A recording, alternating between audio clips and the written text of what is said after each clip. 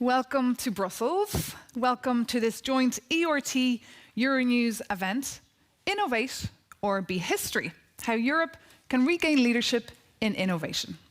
My name is Maeve McMahon and I'm delighted to be with you here for this hybrid event, which is also, by the way, the official launch of ERT's latest paper, Innovation Made in Europe, Setting the Foundation for Future Competitiveness. Now, shortly, we'll be hearing from Martin Brudermüller. We'll also be getting the perspective from the European Commission. We'll be hearing from Signe Razzo, and then we'll be having a panel debate. Innovate or Be History. What a dramatic title for today's event. Is it too dramatic, or is it just to the point? Ladies and gentlemen, thank you very much for coming. Good morning. You care about innovation, that's why you're here. Today we are launching the new ERT flagship paper, Innovation Made in Europe, Setting the Foundation for Future Competitiveness. Over the past months, ERT members have worked together to identify what is needed to address the still huge gap between great research made in Europe and then bringing these ideas to the market and making innovation happen in Europe, on European markets, and thus strengthening European competitiveness. It is good that we are also discussing this today. Innovation skills are absolutely critical for Europe's ability to play a major role in an increasingly challenging geopolitical setup. Why innovation is so important? First, today's innovation is tomorrow's state of the art. The fate of all innovative products is their commoditization tomorrow, which comes with increasing volumes and increasing numbers of imitators. A region that is not innovating today will not have competitiveness and prosperity tomorrow. Second, the global challenges we are facing today will only be solved with innovation in its broadest sense. Only a society that is involved in these new solutions to save the planet will be an attractive place to live for our children and our children's children. Europe has to have the ambition to be at the forefront of regions in innovation. We as ERT are deeply concerned about Europe's competitiveness and want to bring on the table our views on how to foster innovation. We are neither copying reports out there about this topic nor repeating known and echoed claims made by others. In Europe, energy prices, inflation, raw material shortages, and an overburdening regulation lead to an increasing fear of deindustrialization. Our innovation today is our competitiveness of tomorrow. Investing into innovation is actually investing in the future. And our competitiveness tomorrow is competitive sustainability. We need to invest in innovative technologies, adopted fast throughout the EU, and also setting the standard. We know that Europe has a proud history of innovation. It also remains a scientific powerhouse. But as your report has pointed out, and as Martin also stated right now, we still underinvest in research and innovation. The fact that we do not invest enough into innovation has actually been recognized by our political leadership. Let me just recall Commission President von der Leyen, who has called to go beyond the 3% target. Last week, the European Council recommended or reconfirmed also our common target to increase spending on research and innovation to 3% of GDP in its conclusions.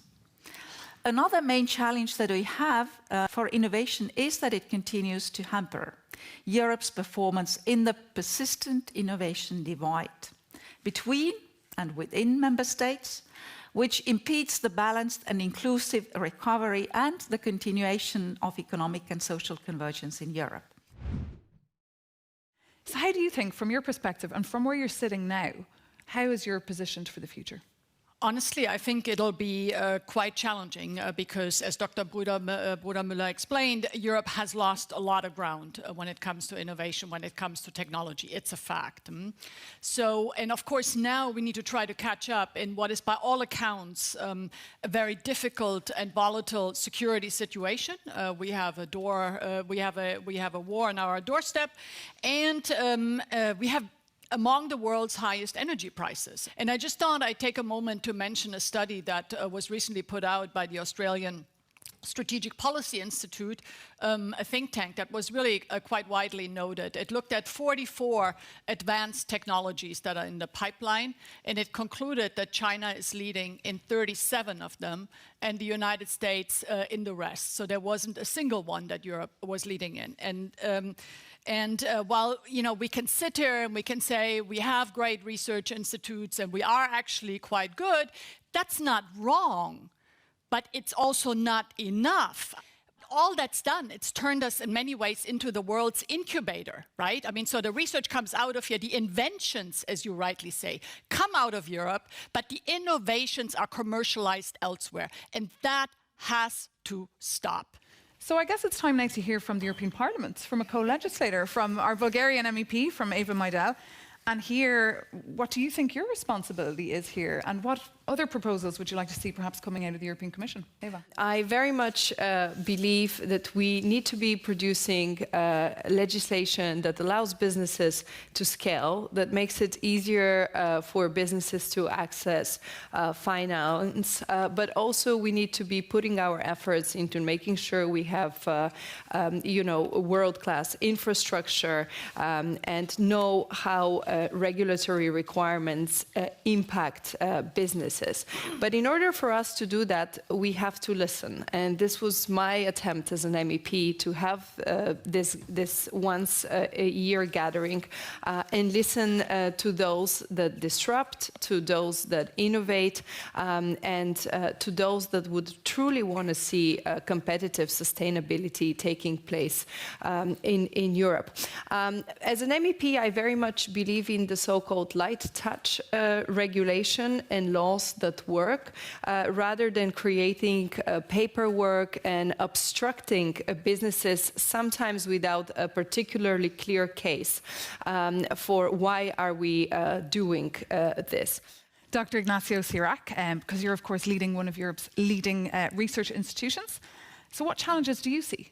We have really to rethink regulation and make things more attractive for companies. If you want to do something now that is related more to innovation or to bring it to the market, it goes very slow. Once it's approved, it is full of permissions, regulations. You have to do a lot of, use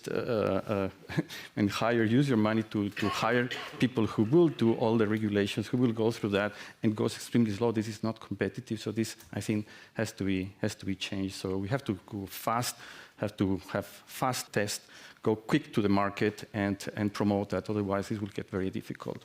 First of all, I think it is interesting that from all the different perspectives, we're looking at the same topic. We pretty much agree about the basic situation where we are and what is actually needed. In my eyes, it's also not only all the time the call for money, which is the simple one. I think it is not necessary that there are not the budgets over there. It's actually to assess them and where they should go. If I'm a little bit exaggerating, I think we manage innovation like we do an investment project in an office building. And the later one, you want to be sure it's in budget, you want to be sure that you don't have any surprises, that you have the building codes and the rules and everything, that's fine. But that's not the way how you can manage innovation. And I think this is where our mental set is wrong. We need actually to be clear that you waste money in innovation. You spend in R&D projects, and you know from day one, not every R&D project will have a success. That's the same like you have startups. Not everyone will make it. Some will die, but the ones who come out, they make the big push. And I think when we look into regulation, and this is my main critics, we treat it as a building project. We think we can narrow everything down. And if you read a lot of the regulations now in the Green Deal, is exactly of that size. We completely narrow down entrepreneurship, and we also narrow down what actually innovation needs, which is air to breathe. And this is why I think a major piece which we really need is we need a modern, new, innovative regulation. On the funding side, certainly, as we all know, what we can share here is the European taxpayers' money. So it's up to the member states. If they'd like to pay more into the EU budget, then we will have fresh money. Otherwise, not. It's as simple as that. I don't think we can solve this with the taxpayers' money. I think we need to do this from a position of strength, and we need to use that position of strength, which is also connected to those, once again, pension funds and some of those family offices, and by the way, also high net worth individuals that we have. I think we need different people around the table, and it's not all policymakers, by the way, that sit around that table that can actually figure out how to do this differently. And if we do so, then we are not doing innovation theater. Maybe we are then actually doing something that would matter. Why don't we now, at an early stage, try to create sort of a transatlantic marketplace for clean technologies? That doesn't mean we need an FTA or a free trade agreement or anything, but just try to compare notes. You know, how can we not duplicate regulations? How can we have joint definitions of what is green hydrogen or so? There's many issues that are going to come up where I would foster a greater transatlantic cooperation, because we're both coming from behind. I believe there hasn't been enough discussion about not just collaboration in Europe, but also with other countries internationally. And now with the US, it is actually happening. I'm hopeful. In the Trade and Technology Council, where clearly the green collaboration on the green technologies is underway. And well, we need really to collaborate on the pre-market, pre-standardization level with the new technologies. And as I mentioned, that now we'll have, hopefully, well, Canada, and if we also have the Japan, South Korea as part of our program, then we can also collaborate already at the time of the research, of developing the technologies, then at the time of the collaboration between the private public in the partnerships, and also in, well, bringing those into the market. And on the clean tech side, we also have the mission innovation for industry decarbonization, an international, also a big international collaboration, and we have plenty of them in various areas. And I'd also mention the missions, which is also a new approach of our program, bringing together the different actors in order to really have the big objectives achieved in a clear timeline, and bringing also together the different players, international players there. Brussels has become a very comfortable place. You know, it's very easy to do things as we know how they've worked in the past 10, 15, 20 years. It's time to reinvent the way we are doing things. And it might sound too disruptive, even though I don't think it is, but perhaps for the Brussels bubble is. But we have to do things differently. We have to legislate differently. We have to agree on differently on a consensus terms. I think Brussels needs to lead into this vision for the next 10, 15 years. And perhaps some say the Green Deal is the way we lead. But we don't create the means. And I think if the member states do not subscribe fully to those visions, then there's no point of us pushing. What I'm trying to say is that member states have their day-to-day issues. I know how politics work. It's very difficult to be a national political leader and say, look, I have a vision for the next 20 years. People want solutions today, tomorrow, in a week, in a month, in 6 months.